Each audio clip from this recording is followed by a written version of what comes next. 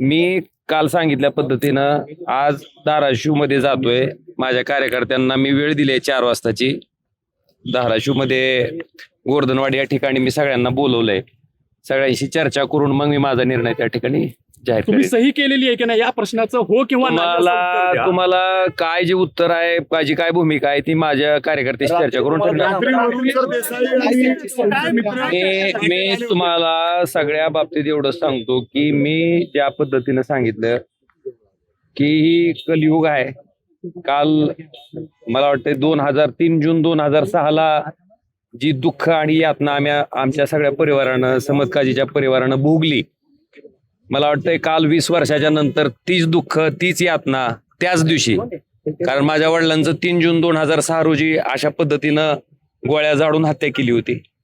आणि काल त्या दिवशी शनिवार होता आणि दुर्दैवानं कालच्या निकाल सुद्धा शनिवारीच होता. मला ह्या गोष्टीचं दुःख वाटतंय की सन्माननीय कोर्ट म्हणतंय की हत्या करण्याचा उद्देश पण होता, म्हणजे मोटिव्ह होता, मोटिव्ह प्रूव्ह केला कोर्टात. सन्माननीय कोर्ट म्हणलं की राजकीय वैमनस्य होतं, पण दुर्दैवानं मग मारलं कुणी, ह्या सगळ्या गोष्टी सन्माननीय कोर्ट मान्य करते. पण शेवटी न्यायिक प्रक्रियेमध्ये कोर्टाचा सन्मान प्रत्येकाला करावा लागतो.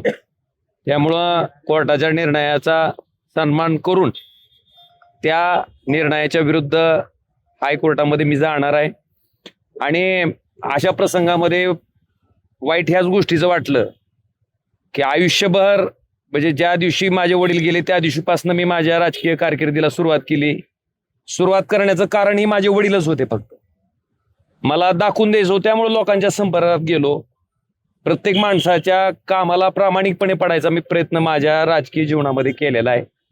सामान्य लोकही सगळं जाणतात, पण एवढ्या सगळ्या चांगल्या कामाचं मला वाटत होतं की जो न्याय मी स्वतः त्यांचा मुलगा म्हणून आणि माझा परिवार त्या ठिकाणी मागत होता, दुर्दैवानं तो न्याय काय मला त्या ठिकाणी भेटू शकला नाही. आता हायकोर्टात त्या ठिकाणी सीबीआय जाणार आहे. सीबीआय हायकोर्टात गेल्याच्या नंतर त्या ठिकाणी ज्या कोर्टातल्या सगळ्या गोष्टी तपासातल्या समोर आल्यात खालच्या ट्रायल कोर्टामध्ये, त्याच्या बाबतीत ह्या निर्णयाच्या विरुद्ध त्या ठिकाणी आम्ही दाद मागणार आहेत. अपेक्षा इतकीच आहे की त्या तपासाचा, सीबीआयनं जो तपास केलाय त्या तपासाचा सगळा अँगल बघून त्या ठिकाणी हायकोर्टानं न्याय द्यावा. आज फादर्स डे आहे. आज फादर्स डे आहे. फादर्स डेच्या दिवशी तुम्ही तुमचा निर्णय घेताय, तर या सगळ्या योगायोगाकडे कसं पाहता? आज फादर्स डे लक्षात घ्या, माझ्या आयुष्यात, माझ्या राजकारणाची सुरुवात, माझ्या राजकीय जीवनाची सुरुवात करण्यामागचं कारण ही माझ्या वडिलांची हत्या होती, ती राजकीय होती. आणि ह्या जन्मात तरी त्या माणसाचं राजकारण साध्य होऊ द्यायचं नाही. त्यांना दाखवून द्यायचं की एका माणसाला मारल्यामुळं त्या ठिकाणी तुमचा राजकीय विरोधक संपत नसतो, तितक्याच ताकदीनं राजकीय विरोधक तयार होत असतो. या एकमेव भावनेतनं मी त्या ठिकाणी राजकारणात आलोय. आणि हे मी आज सांगतोय असं ना, मी हे वारंवार सांगितलंय. आणि मग त्याच्यासाठी सामान्य माणसाच्या संपर्कात आलो. आज सामान्य माणसानं मला आज इथपर्यंत पोहोचवलंय. त्याच्यामुळं निश्चितपणे त्या माणसाचा मला वाटतं पहिला अधिकार आहे. तर त्यांच्याशी चर्चा करून मला जो काही राजकीय निर्णय ठरवायचा तो ठरवेल. सामान्य नागरिकांनी तुम्हाला निवडून दिलेलं आहे, त्यांच्या म्हणण्याचं म्हणजे काय मान राखाल जर ते तयार झाले तुम्ही एक लक्षात घ्या, सामान्य माणसाला मी काय काम करतो माझ्या मतदारसंघातल्या बरीच जणांनी, आता मी 4 दिवसापासून ऐकतोय, माझा निर्णय जाहीर केला नाही पण माझ्या अख्ख्या कुटुंबाचा उद्धार काही लोक करतात, ज्याचा काही संबंध नाही. कारण ओमराजे ज्याच्या कामाला पडलाय, ओमराजे ज्याच्यासाठी झटलाय, ज्याला ओमराजे त्याच्या घरातला माणूस वाटतंय, मला वाटतं ती माणूस तर त्याच्या घरातल्या माणसाला म्हणजे त्याच्या कुटुंबातल्या व्यक्तीचा अशा पद्धतीने उद्धार करेल मला वाटत नाही. पण काही लोकांनी केला, सहन केलं, मी तेही सहन केलं. पण मला एवढंच म्हणायचंय की ह्या राजकीय प्रक्रियेमध्ये माझ्या कुटुंबानं नेमकं तुमचं काय वाटोळं केलंय, माझ्या कुटुंबातल्या कुठल्या व्यक्तीनं तुम्हाला त्रास दिलाय? बरं, माझ्या निस्त्यात चर्चेनं जर मी 3 दिवसात इतका वाईट होत असेल तर खरंच इतका वाईट आहे का मी? बरं, रील स्टार म्हणून माझी नोंदणी करते. रील रील स्टार असलेल्या माणसाला लोक मतं टाकतात का? नाही, बैठकीला गेले नाही म्हणून चर्चा सुरू झाली. आणि एक एवढं सांगतो तुम्हाला साहेब, माझ्या वडिलांच्या केसचा निकाल होता. 16 तारीख ठरली होती, 16 तारखेची 20 तारीख आली. 20 वर्ष आम्ही त्या केससाठी झटतोय. बरं, तुम्ही उद्धव साहेबांसोबत बोलले का? मी आपल्याला एवढं सांगू इच्छितो की जो काही माझा राजकीय निर्णय आहे तो मी धाराशिवला जातोय, तिथं सगळ्याशी चर्चा करेन आणि माझा निर्णय जाहीर. फक्त माझी तुम्हाला एवढीच विनंती आहे की इथल्या सोसायटीतल्या लोकांना त्रास व्हायला नका तुम्ही. आज सगळी चर्चा करून झालं तर आज, नाहीतर उद्या.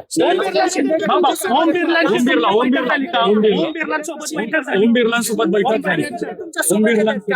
शिंदेचे कार्यकर्ते शहराध्यक्ष असतील किंवा दोन्ही पक्षाची भावना आहे, दोन्ही पक्षाचे कार्यकर्ते आहेत. मी हो का, कोण मला सोबत यावं, कोण सोबत राहावं ह्याच्याबद्दल मी ठरवू शकत नाही. आता तुम्ही जर आलेत माझ्या बरोबर, जर यायचं ठरविलं तर मला अरे थांब ना बाबा, मी तुम्हाला म्हणू शकतो का की नाही ना तुम्ही यायचं नाही माझ्यासोबत? मी तुम्हाला एकच प्रश्नाचं उत्तर देतो की माझी जी काय राजकीय भूमिका आहे ती मी आज चर्चा करून झाला आज, नाहीतर उद्या मी स्पष्ट. पण ओमराजे का दुखवले तेवढे अचानक असं? मला दुःख एक लक्षात घ्या. सन्माननीय उद्धवजी, सन्माननीय आदित्यजी आणि बाळासाहेबांच्या कुटुंबानं बद्दल माझं कधीच एक शब्द अवाक्षर जाणार नाही, गेलेलं नाही. पण दुर्दैवानं माझी इंटरव्ह्यू छापले तुम्ही.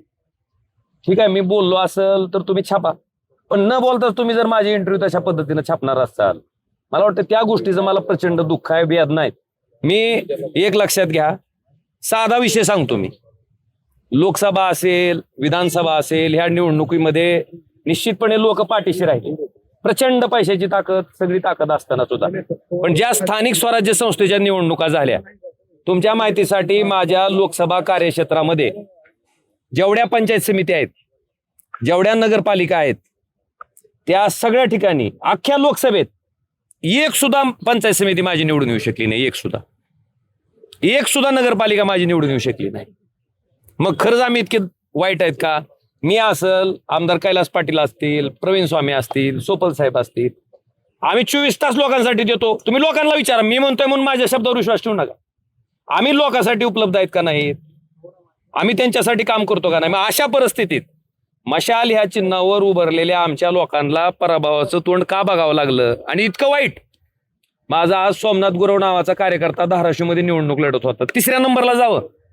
24 तास लोकांसाठी उपलब्ध असणारा कार्यकर्ता मला त्याच प्रश्नाचा शोध घ्यायचा आहे. मला एक लक्षात घ्या, मी तुम्हाला एक सांगतो, पक्ष नेतृत्वाबद्दल कृपा करून तुम्ही मला म्हणू नका. शेवटी आमच्या कामावरच मत टाकणार होतो ना तुम्ही, पण का आम्हाला हेटाळलं? आमची हेटाळणी, आमच्या कार्यकर्त्याची हेटाळणी का झाली?